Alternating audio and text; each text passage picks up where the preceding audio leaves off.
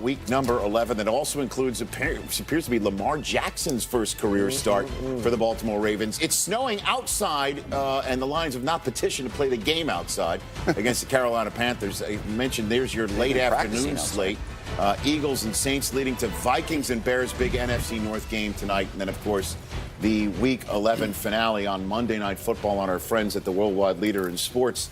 I'm sure that that's going to be discussed over the next 4 hours, not just because it's a big game, but I've seen the rundown, and it will be discussed. Steve Mariucci, that's why I'm going to throw it to you by saying, now, what's your Sunday headline? What's your Week 11 headline, Speaking of big games, Rich, how about the world champion Eagles are at the Saints, and this is about as close to a must-win game. I don't like to use that term in November, that's for sure, but as you're ever going to find.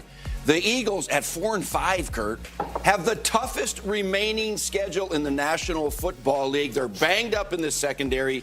Carson Wentz has got to have a great game. Kurt, didn't you just interview the guy? How did that go? Carson Wentz, we'll see you a little bit later. Huh? That's the story. It's a big game. He's got to play well, and if they want to keep their playoff hopes alive at all. And for me, it's the battle of the NFC North, first place in the NFC North, and it doesn't involve Aaron Rodgers. And you look at this game, you got the monsters, the new monsters of the Midway against the Purple People Eaters. And this is exactly why they brought these two quarterbacks here. You go out and get Kirk Cousins to win the North and compete for a championship. And on the other hand, the Bears traded up. They traded up to get Mitch Trubisky. He's looking the part right now, but this is what it's all about, is you have to be able to win these games if you're these kinds of quarterbacks. I can't wait to watch this one. And for me, guys, it is the game of the year, and that's Monday night. The Monday night game, Chiefs, Rams. And when we look at it on the surface of it, we're talking 2 9-1 teams. But I'm telling you, this thing is much bigger than that. Bigger than that. I mean, the seer in me sees so much more in this game. This is going to be incredible because we have been cheated. We watched the great matchup of Peyton Manning and Tom Brady. But we could never see that matchup on the biggest stage, even though it was our biggest matchup. But this matchup right here, this Patrick Mahomes and Jared Goff, number 1 and number 2 in pass yards, number 1 and number 3 in passing TDs, and tied for number 1 in wins. This. Here he goes. Here he goes. Where are you going? For the millennials. Oh, jeez. This generation, the millennials, you will have the opportunity to watch the greatest 2 quarterbacks, young quarterbacks, possibly match up on the biggest stage one day. Right there in the Super Bowl, because they are in different conferences. We never got that out of Peyton Manning and Tom Brady. We got cheated. They're getting blessed. They will have that opportunity, and I tell you, I believe it will happen, and it very well may happen this year. So watch this game. Don't watch this game with a short eye. Watch it with the long eye, and know that you are seeing the beginning of something great here today. When we watch this game Monday night. Yeah, Kirk, I had to put my shoe up there. Is that just an opportunity to show off your shoe? Absolutely, it's an opportunity to show off my shoe. Reminds me. And the M that usually stands for Michael stands for millennials. This time, you are blessed. I love the hype. 2 guys that have never won a playoff game. I love it, though. I love it. Let's build it up. I hope it works out like With that. Hanukkah right around the corner, reminds me to tell Suze to get me those monogrammed sequin diamond R loafers. Yeah, there you go, buddy. Yeah, I like it. Right for you right there, buddy. You'll get a Look shot at on that. You'll get a shot Nicely on that done right there. there. Oh, my God. Right there. Okay. Let's get Quite honestly, don't know how to follow that. But let's get our first report from the field. In New Orleans, don't let the coiffed hair fool you. He lost some of it watching that Maryland Terrapins go for 2 yesterday. Good to see you, James Palmer.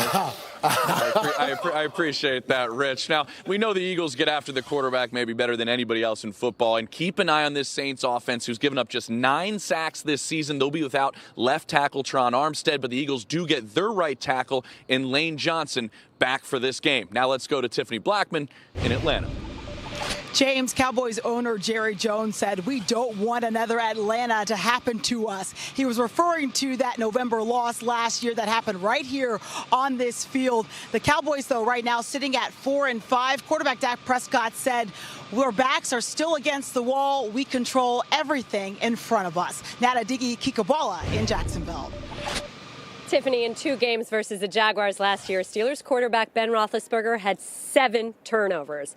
That's why Jags defensive end Calais Campbell told me this week he expects Roethlisberger is coming down here looking to embarrass the Jaguars. As Campbell put it to me, I sure would be. Now let's go to Baltimore and Tom Pelissero.